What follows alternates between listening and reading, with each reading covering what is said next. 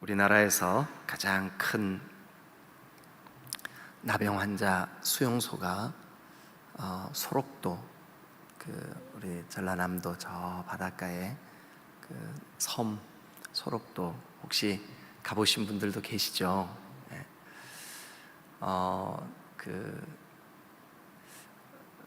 이 나병 환자들은 그게 왜 무섭냐 하면 감각을 잃어버리기 때문에 내가 지금 여기가 아픈지, 이게 골마서 이게 떨어져 나가는지, 피가 흐르는지 느끼지를 못하는 거예요. 그래서 이렇게 코가 짓물고 또 눈썹이 다 빠지고, 어떤 경우에 막 귀가 떨어져 나가고, 손가락이 이렇게 하나 떨어져 나가고, 중고등학교를 다니던 시절에 저는 이렇게 좀 국어를 좋아했어요. 그래가지고 뭐 시나 이런 것들을 좀 좋아했던 것 같아요. 그런데 그때 지금 생각해 보니까 이제 한참 청소년기였던 것 같은데, 그때 여러분들도 혹시 들어보셨을 거예요. 나하운 시인인데 들어보셨죠? 나병 환자이면서 시인이셨어요. 그래서 그분이 쓰신 시 가운데 가도 가도 황토길이라는 시가 있어요. 그가 살던 곳에서 나병이 이렇게 발병을 하고, 그때 뭐 차가 있는 것도 아니고 또 나병 환자니까 누가 태워줄 수도 없고, 그래서 걸어서 이제 소록도까지 가는 자기의 이 처절한 심정, 그것을 시로 만든 그런 내용이었었는데, 고등학교 1, 2학년 때쯤 제가 그 시를 읽으면서 굉장히 이렇게 좀 마음에 나병 환자들의 마음과 이렇게 제가 이렇게 좀 동일시하는 그런 느낌을 가지고 한동안 그랬던 때가 있었어요. 그런데 어떤 목사님이 나병 환자들이 사는 소록도에 부흥의 초청을 받았어요. 우리 이 소록도 교회에서 부흥회를 하려고 하는데 오셔서 말씀을 좀 전해주세요. 근데 소록도 주변에 식당도 없고, 그러니까 이제 나병 환자들이 부흥 강사 목사님이 오시면 손수 밥을 지어서 강사 목사님을 대접을 한다고 했어요. 그런데 이제 여전도 회원들이 식사를 준비를 해가지고 정성껏 이제 밥을 지어서 밥상을 차려서 강사 목사님하고 또 그 교회 담임 목사님하고 이렇게 상을 봐드렸는데, 어떤 여전도 회원 여자 권사님 한 분이 이제 이렇게 밥상을 갖다가 놓고, 그런데 뭐 옛날에는 엄마들 잘 그랬었잖아요. 이렇게 반찬 그릇 같은데 옆에 이렇게 좀 이렇게 손으로 이렇게 해가지고 올려놓고, 이제 이게 우리 엄마들의 습관이었었잖아요. 근데 이제 자기가 나병 환자라는 것을 잠깐 깜빡 잊어버리고 강사 목사님 숟가락을 손으로 이렇게 닦아서 이렇게 놨는데, 그분의 엄지손가락에 피고름이 잔뜩 묻어 있었던 거예요. 그래서 순간적으로 이 목사님이 이 숟가락을 가지고 이렇게 밥을 먹어야 되나 하는 약간의 망설임이 있었어요.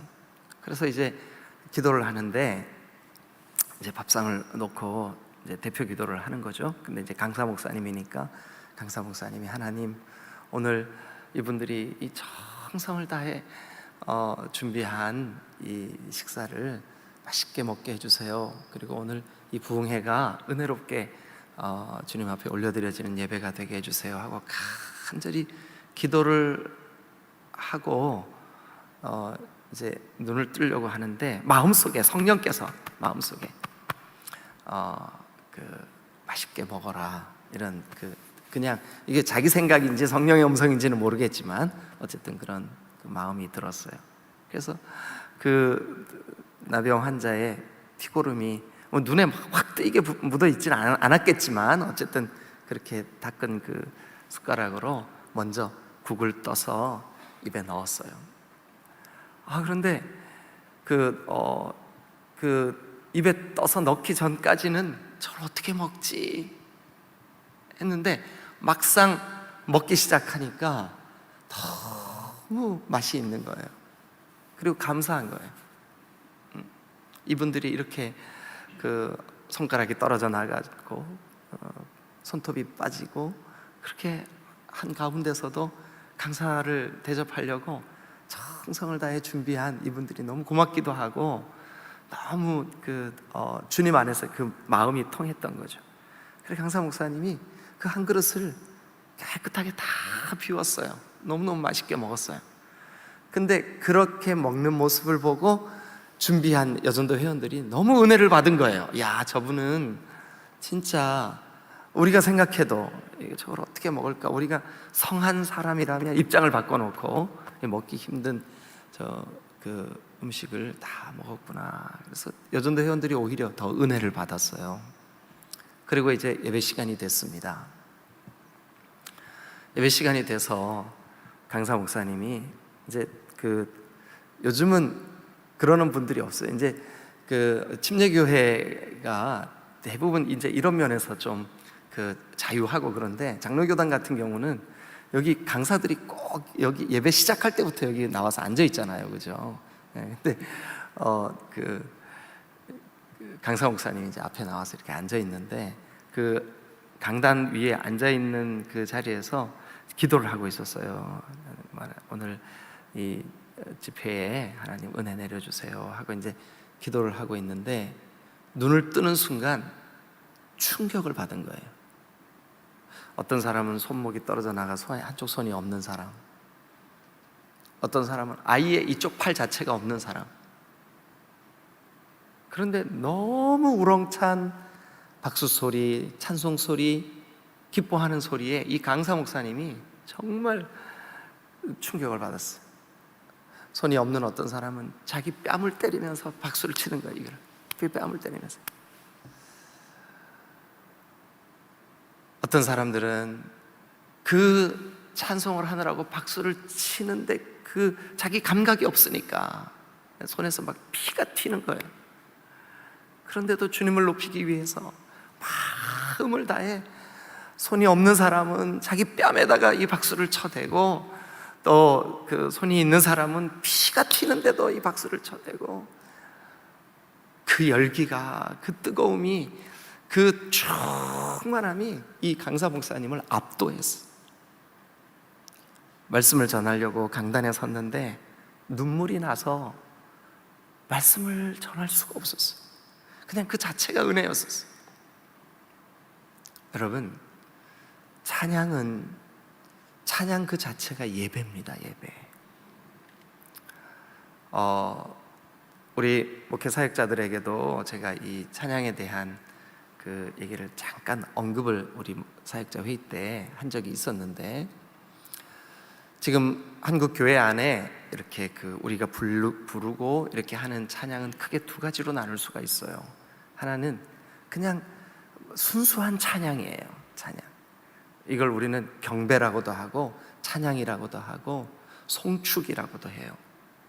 근데 이것은 지금 우리가 불렀던 찬양이 진짜 찬양이죠. 해 뜨는 데부터 해 지는 데까지 주 이름 찬양하자, 찬양하리로다, 찬양합니다. 이렇게 직접 하나님의 이름을 높여드리는 거, 이거를 찬양. 또 우리 이 찬송가 여러분 밑에 그 분류표에 보면 송영 그렇게 돼 있죠, 그죠? 예. 그리고 이제 복음성가라는 게 있어요. 복음성가는 여기 찬송가에 나온다고 복음성가가 아니고 이렇게 생각하시면 여러분들이 찬양에 대해서 오해를 하고 계시는 거예요. 여기 찬송가에 우리가 가지고 있는 찬송가에 나오든 안 나오든 상관없어요. 직접 주님을 높이는 거 찬양, 경배, 송영, 송축. 근데 간접적으로 하나님을 높이는 거 있어요. 뭐 예를 들면 뭐가 있을까요? 근데 많은 여기 우리 찬송가에 있는 찬양들이 복음성가예요. 복음성가는 간접적으로 주님을 높이는 거죠. 이렇게 둘로 나뉠 수가 있어요. 근데 이제 어떤 분들은 우리 찬송가에 있으니까 이건 찬양, 찬송, 또 여기 없으면 복음성가 이렇게 생각하시는 분들이 있는데 그거는 좋은 생각이 아니죠. 이게 이제 찬양은 주님을 직접적으로 이렇게 높여드리는 거. 예수 우리 왕이여 이곳에 오셔서 보좌로 주여 임하사. 찬송이죠. 찬양이죠. 찬송, 송영, 송축이죠. 왕이신 나의 하나님 내가 주를 높이고. 찬양이죠. 찬양, 송영, 송축이죠. 나의 갈 길 다가도록 예수 인도하시니 그의 사랑 어찌 큰지 말로 할 수 없도다. 그 주님의 사랑을 직접 우리가 높이는 거죠. 찬양이에요. 송영이에요. 송축이에요. 이것이 나의 간증이요. 이런 형태는 어디에 속할까요? 이제 그거는 우리가 한번 고민을 해볼 필요가 있죠. 그죠? 자, 여러분들이 펴놓으신 성경 113편은 제목이 나오지 않는 시편입니다. 그런데 111편, 112편, 113편은 다 어떻게 시작하냐 하면 여호와를 찬양하라 이렇게 시작해요. 그걸 한마디로 뭐예요? 그게 여호와를 찬양하라를 한마디로 해보세요. 여러분들이 시작. 아니, 여호와를 찬양하라 이것을 한마디로 히브리 말로 어떻게 해요? 어떻게 하죠? 할렐루야, 우리 하나님을 찬양합시다. 그래서 111편, 112편, 113편의 제목이 뭐냐 하면 할렐루야예요. 할렐루야. 이게 할랄이라고 하는 말에서 할렐루야 그러면 이제 이게 우리 같이 찬양합시다 이렇게 되는 거고, 할랄 그러면 그냥 말 그대로 찬양이에요. 할랄. 여러분, 찬양, 우리의 상황이 슬프던, 우리의 상황이 기쁘던, 우리의 상황이 지금 눌림이 있던, 우리의 상황이 지금 자유하던, 여러분 하나님을 찬양하시기를 주님의 이름으로 축원합니다. 찬양하면 어둠이 물러갑니다. 찬양하면 악한 영들이 두려워 떱니다. 찬양하면 하나님께서 우리의 상황을 바꿔주십니다. 찬양하면 우리의 심령이 뜨거워지고 밝아질 줄로 믿습니다. 예수 십자가에 흘린 피로써 그대는 씻기어 있는가. 마음속에 여러 가지 죄악. 여러분, 우리가 예수의 보혈, 예수님의 보혈, 예수님의 이름, 오늘 우리가 불렀던 찬양처럼 해 뜨는 데부터 해 지는 데까지 주의 이름 찬양 받으세요. 찬양합니다. 이 직접 화법의 찬송을 여러분 마음을 다해 노래하세요.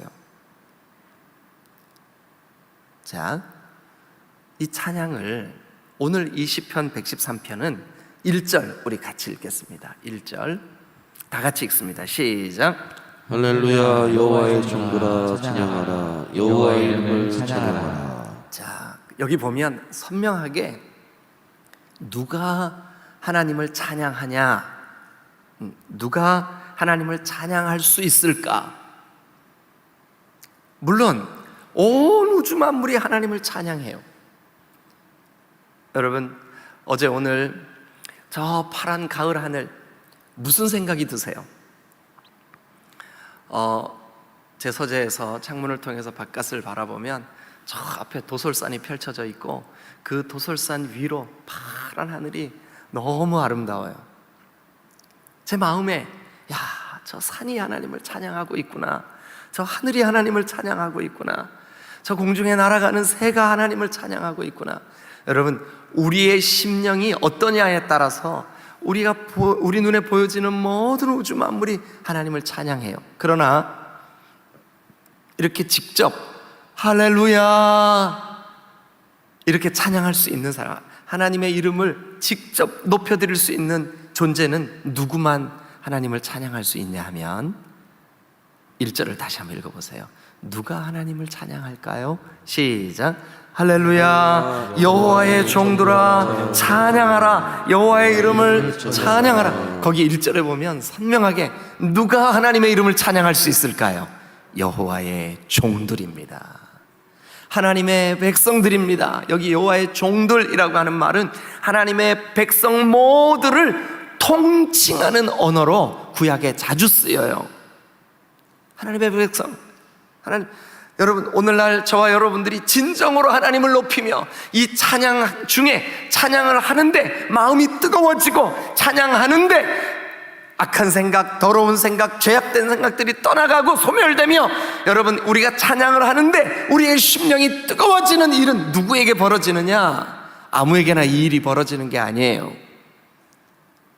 아무에게나 이 일이 벌어지는 게 아니에요. 이 일은 누구에게만 경험되어지는 일이냐 하면 여호와의 종들, 1절에 그렇게 돼 있죠. 동그라미를 치세요.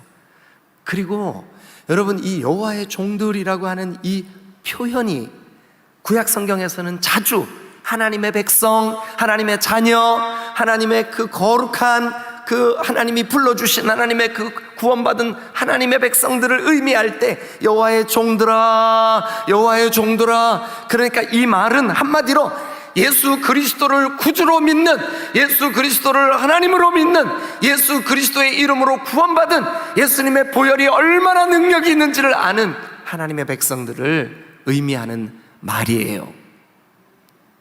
저와 여러분들이 찬송을 부를 때 마음이 뜨거워지는 것은 한편으로 내가 하나님의 백성이구나, 하나님의 종들이구나, 하나님의 종이구나, 하나님의 자녀구나, 구원받은 하나님의 거룩한 성도구나. 여러분 임성도만 성도가 아니라 우리 아버지가 제 이름 잘 지으셨죠. 여러분 근데 진심으로 하나님을 찬양할 수 있는 사람이 누구냐 하면 여호와의 종들입니다. 여호와의 종들이에요. 근데 이 여호와의 종들이 어떻게 찬양해야 되냐 하면 2절 한번 보겠습니다. 2절 어떻게 찬양해야 되냐 하면 자 2절 다 같이 시작. 이제부터 영원까지 여호와의 이름을 찬송하리라. 네, 어떻게 찬송하래요? 이제부터 영원까지. 네? 우리가 이 땅에서 하는 이 대부분의 이런 어떤 그 활동들은 죽으면 다 끝나요. 더 이상 할 수가 없어요. 네? 그런데 찬송은 영원히 할 수 있어요.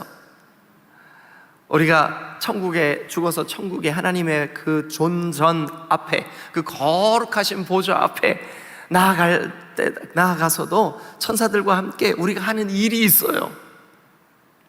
계시록 4장 말씀에 보면 이게 이제 천상 예배에 대한 환상이에요. 그런데 이 환상에 보면 24장로들이 자기들의 공로, 자기들의 그 칭찬받을 만한 일들, 그 면류관 그걸 다 벗어서 하나님 앞에 벗어 던지며 하나님만 찬양을 받으세요, 하나님만 존귀하십니다, 하나님만 높임을 받으세요 하고 천상에서 뭐 하고 있어요?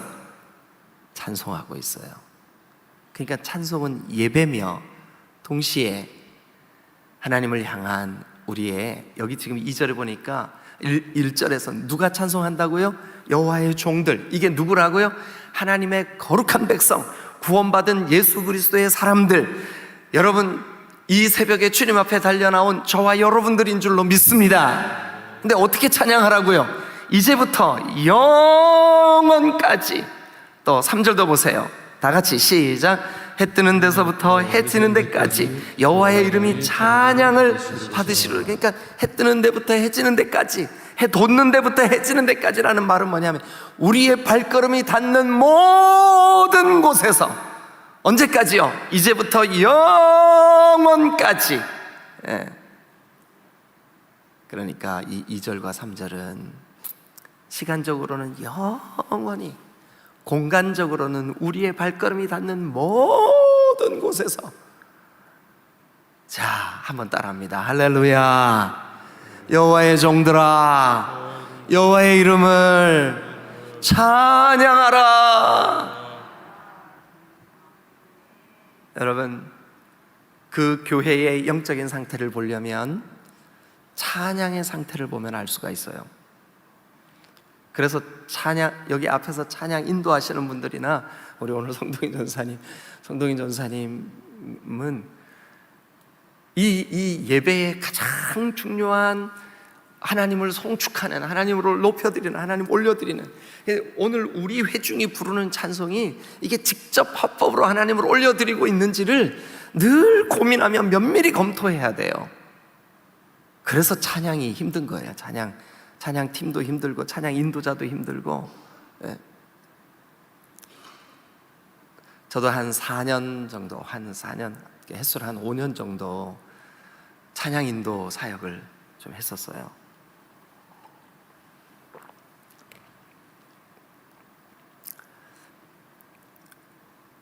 그런데 아무 생각 없이 찬양 인도를 할 때는 그런 은혜가 저에게 없었어요. 그런데 내가 하나님을 이렇게 높여드리고 송축할 수 있다는 것이 이 온 세계의 모든 피조물들 가운데 주님이 주신 최고의 특권이구나. 우리 성경을 한 곳 찾죠. 화면에 좀 띄워봐 주시면 좋겠네요. 히브리서 13장 15절입니다. 히브리서 13장 15절. 자, 우리 같이 한번 읽죠. 여러분 다 같이 읽어주세요. 시작. 그러므로 우리는 예수로 말미암아 항상 찬송의 제사를 하나님께 드리자. 찬송의 제사를 하나님께 드리자. 여러분, 찬송을 뭐래요? 지금 이 성경에 제사래요. 제사. 찬송의 제사. 여러분, 오늘 주일입니다. 이 거룩한 이 복된 주일이 여러분들이 찬송의 제사를 하나님께 올려드리는 거룩한 시간 되시기를 주님의 이름으로 축원합니다.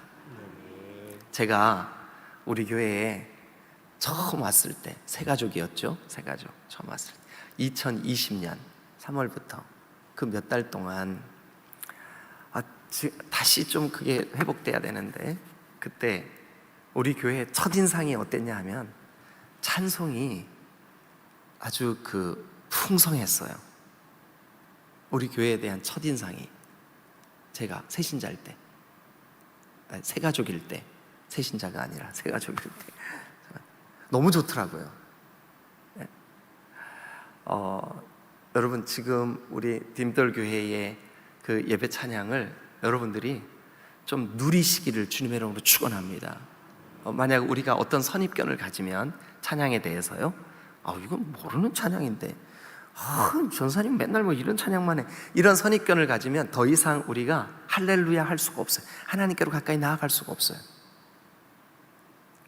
찬양할 때는 우리의 마음을 활짝 열고, 주님, 내가 지금 전심으로 주님을 높여드리기를 원합니다. 그렇게 하면 여러분, 찬양 중에 성령의 임재하심이 누려지고 느껴질 줄로 믿습니다. 저는 찬송에 대한 몇 가지 좀 간증들이 있어요. 정말 저와 여러분들의 삶 속에 하나님이 주시는 이 찬양이 풍성하면 좋겠어요. 자, 일단 정리 한번 합시다. 누가 찬양하죠? 여호와의 종들. 이게 누구라고요? 구약 성경에는 자주 하나님의 백성 모두예요. 구원받은 저와 여러분들이에요. 근데 어떻게 찬양하래요? 이제부터 영원까지, 또요, 해 뜨는 데부터 해 지는 데까지. 이게 의미가 뭐래요? 이제부터 영원히 우리 하나님을 찬송하고, 또 해 뜨는 데부터 해 지는 데까지는 내가 내 발걸음이 닿는 모든 곳에서 여러분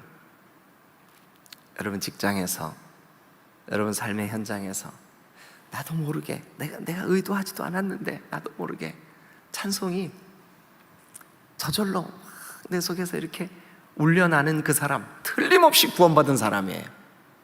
아무나 그렇게 할 수가 없어요.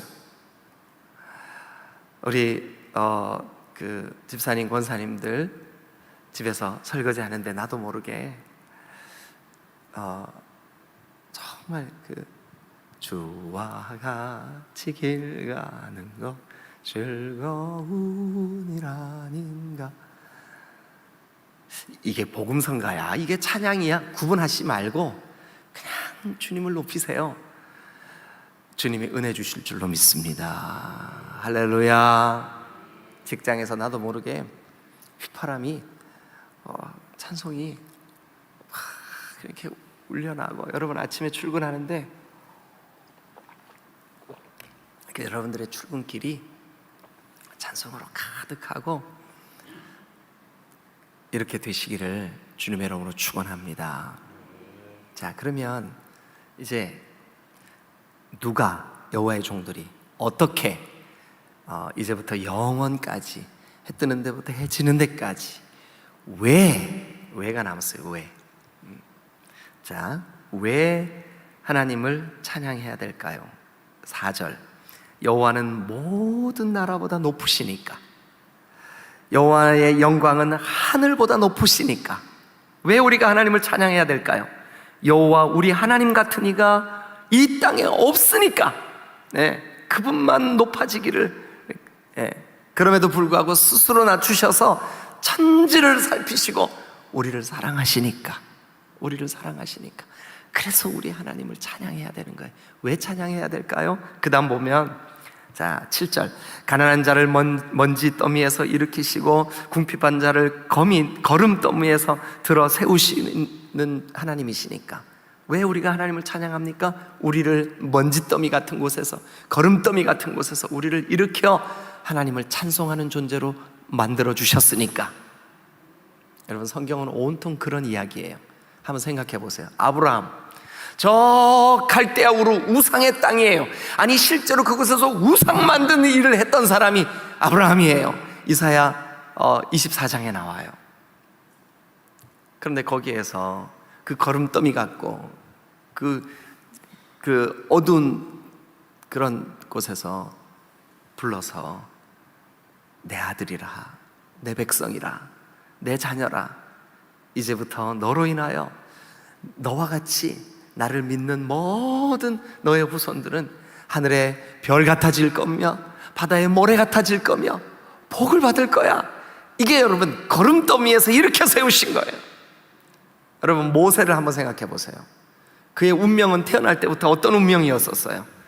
죽여야 되는 운명이었어요. 죽을 운명이었어요. 그런데 그를 바로의 공주가 강에서 건져내게 하고, 그리고 그를 왕궁에서 40년, 미디안 광야에서 40년, 그리고 이스라엘 백성들을 이끄는 하나님의 신실하고 거룩한 종으로 하나님이 세우셨습니다. 거름더미 같은 곳에서 여러분, 형편없이 무너진 자존감, 그 깨어진 상처 속에서 그를 부둥켜 세워 일으켜 세우시고 하나님이 사용하신 줄로 믿습니다. 다윗을 생각해 보세요. 똥냄새 나는 거름더미에서 여러분 양들을 이리 끌고 저리 끌고 양떼를 이끄는 목동에 불과했습니다. 그런 그를 남북 통일 왕국의 이스라엘 왕으로 세우시지 않습니까? 저와 여러분들을 한번 생각해 보세요. 우리가 어떤 존재였었습니까?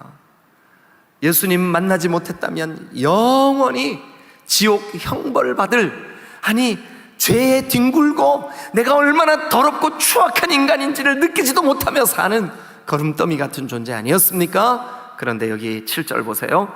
궁핍한 자를 거름더미에서 들어 세워. 거름더미에서 들어 세워. 여러분, 우리를 그렇게 해주신 하나님, 왜 하나님을 찬양해야 됩니까? 우리를 일으켜 세워주셨으니까요. 우리를 그 많은 무리들 가운데서 불러 하나님의 자녀 삼아주셨으니까요. 여러분, 그래서 우리가 하나님을 찬양해야 되는 것입니다. 정리합니다. 누가 하나님을 찬양합니까? 여호와의 종들이. 왜 어떻게 찬양합니까? 자, 이제부터 영원까지, 해 뜨는 데부터 해 지는 데까지, 그러니까 우리의 발걸음이 닿는 모든 곳에서 왜 찬양합니까? 우리를 불러주시고 구원해 주셨으니까.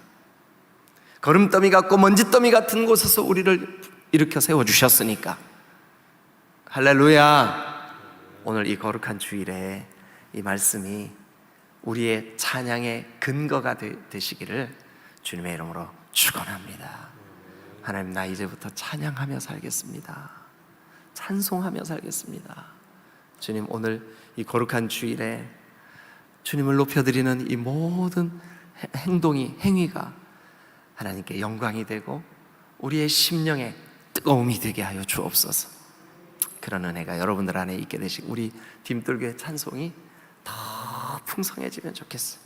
네, 여러분 그런 은혜가 있으시기를 주님의 이름으로 축원합니다. 할렐루야, 할렐루야. 기도하시겠습니다.